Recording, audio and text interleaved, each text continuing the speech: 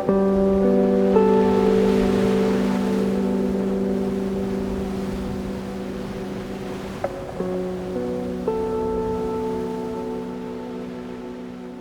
I remember being stuck inside of like a corporate cubicle, and the only thing in my mind was like, how can I get to my next fishing trip?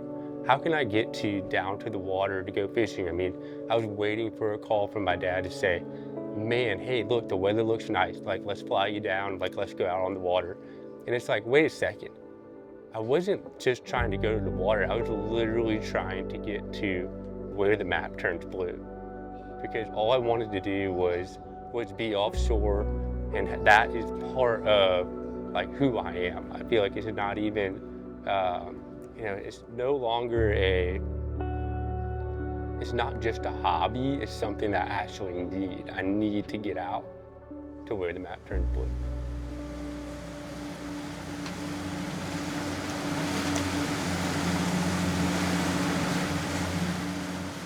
I had a great job, great career, but most of the time it was unfulfilling. I was up in New York and I was like, I can't do this anymore. This isn't how people are supposed to live. And so I had to do something. I told my parents, I was like, at some point, I have to start my own business. And instead of, you know, sitting up there in New York City thinking, oh, I can't do anything about this, I said, no, I'm moving. And that's when I moved to Destin, Florida, and started SORD Fishing Products.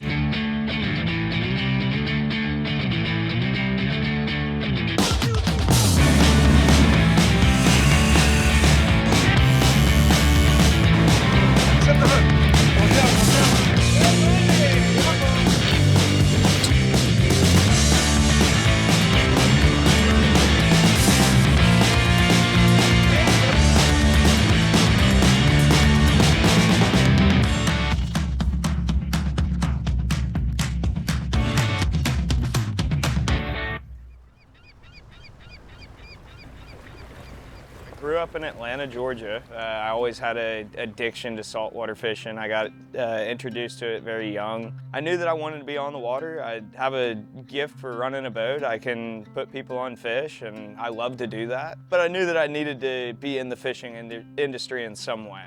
Growing up in Maryland, I was a good old boy hopping farm ponds. Every chance I get is get to the pond. No trespassing sign sometimes means come on in when you're a high schooler chasing where the map turns blue.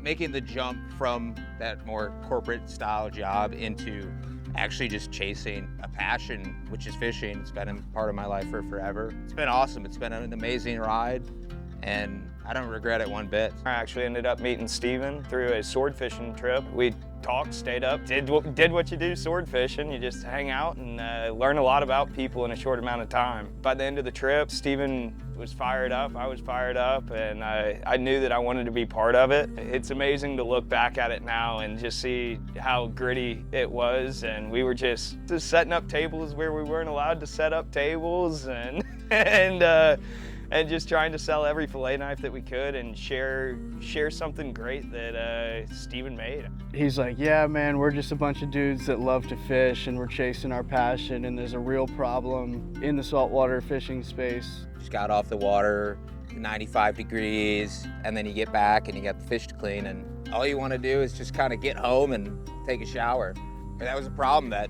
SORD's tried to solve. All right, we just spent $1,200 on gas, $300,000 on a boat, electronics, the time we spent to go out there. Yet, you're trying to clean some fish with like a butter knife. There's gotta be something better. Like, there's gotta be a better way to do this. There's trade-offs in everything with product development. You have some knives that they lose their edge really quickly with a pile of fish. Or you can do a knife that has a wicked sharp edge, but you can never put an edge back on it, no matter how hard you try. So I weighed these two things, and I thought, let's create something that's a happy medium. Has become the SORD knife. Something about a lot of knives is that they don't have any weight to them. So like you're constantly gripping the knife as hard as you can because you're trying to keep that weight in the handle to clean fish. So we do a G10 handle that has a full tang, so that all the way from the tip of the blade to the back of the handle is the actual steel.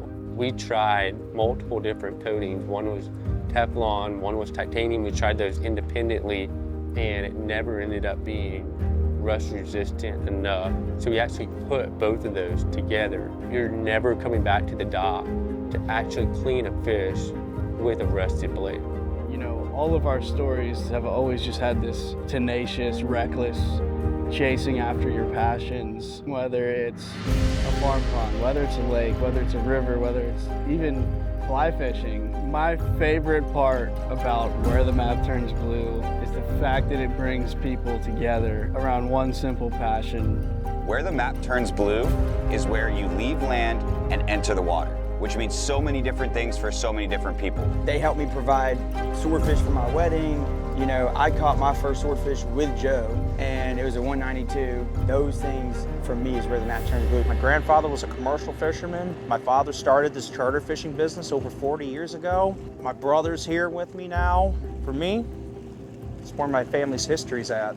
The second that you lose cell phone service and you're out here, it's like taking your spaceship to space and catching sea monsters. It goes from 0 to 100 in a matter of seconds, and there's just not a feeling that can compare to what that is.